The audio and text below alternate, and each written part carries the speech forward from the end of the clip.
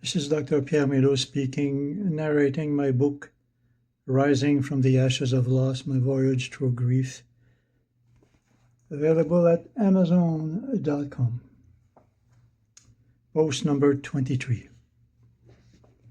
Titled, The Dangers of Unresolved Grief, Anger, Resentment, and Rage, Relinquishing All Attachment, Readjusting and adapting to the new life, creating a new relationship with the deceased, creating a new identity and new ways to function in the new world, reinventing energy formerly absorbed by the old attachments into other activities and causes, reinforcing coping mechanism.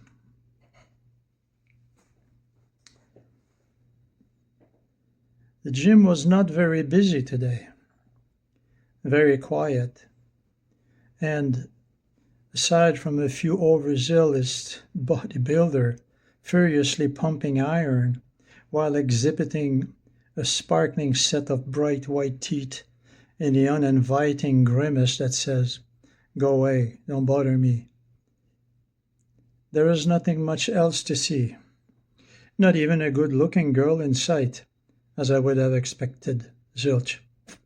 Boring. Let's crawl back home slowly and hope I don't get honked at too often by hurried drivers following me and pissed off at being slowed down by my I don't give a crap attitude. Between the 60 minutes it takes me to travel back and forth to the gym and my actual time in there, I managed to kill a miserable 2.5 hours of my unending day. Wow, now what? But I shouldn't ask, as I know darn well what I need to do once I get back into my mind-numbing abode. Tedious, disconnecting exercise. Oh joy, what a blast. I always resist that phase of the program and, although efficient, I find it difficult and draining emotionally. The sessions always bring me back into an underlying cesspool of repressed emotion, a world I'd rather forget, but cannot, must not. In fact, facing these feelings is mandatory if I want to get over this. It's therapeutical. Making excuses to avoid my mental workout is not an option. And I have to stick to my plan regardless. Back at home, once again, as I open the kitchen door, I'm instantly assaulted by a powerful sense of emptiness, and I'll start choking again. Damn it. I'll say out loud in frustrations, I have to do this. I don't have a choice. And hurriedly start making my way up the stairs to my meditation corner.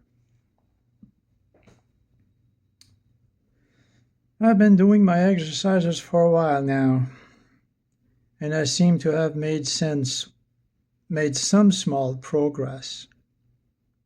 Before, when I did the cleansing breath, I could only visualize a mental image of Louise. But now, I have graduated to look at an actual picture of her, which was too difficult before. My plan is to place her picture at the farthest distance possible in the room and stare at it while performing my breathing exercises. This is called progressive desensitization, if you want to know the therapeutical term. I will repeat the process over and over again, each time bringing the picture a little closer to me until the suffering associated with the memory of her loss dissipates. Psychologists call this method, as I said, progressive desensitization. It is extremely efficient. Don't know what I would have done without that. To grieve properly, I need to create a new relationship with Louise while keeping her memory alive in my heart. I need to create a new identity for myself and develop new ways to function in the post-lost world, in the world without her. As difficult as it may be, disconnecting from the suffering associated with the memory of the lost, happy couple that we once were, is what I unwillingly need to do. Yep. I must now think in terms of I instead of terms of we. We're not a couple anymore. I'm alone. And if I want to survive in this new world, my new identity, losing Louise, who lovingly shared my life for 38 years, is like losing half of me. Now I need to become a wizard and invent some kind of magical trick to patch myself up and become whole again. At least this is how it feels, and at times I seriously doubt my abilities to do so.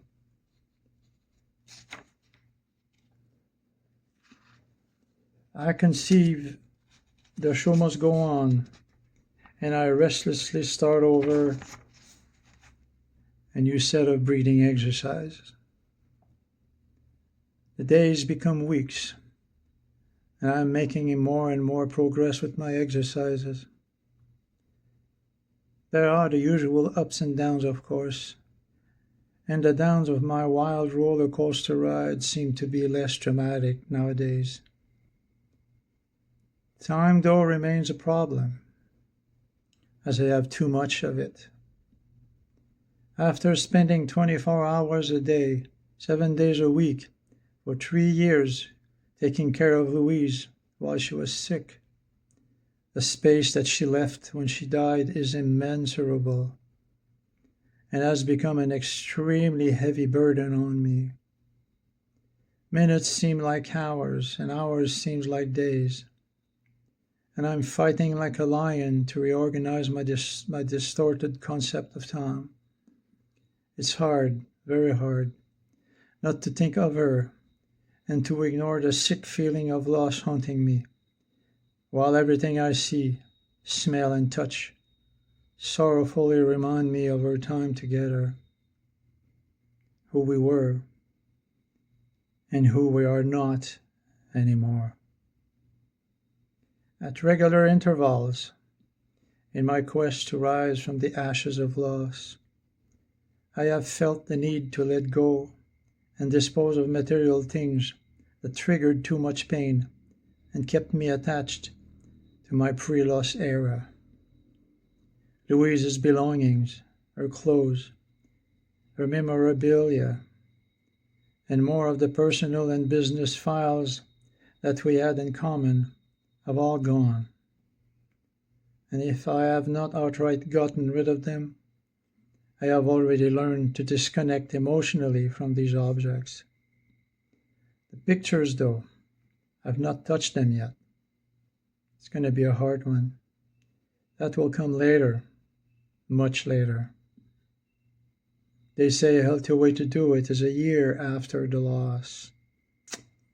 Some say that they should be packed away in a box and not looked at before we feel we are ready for them.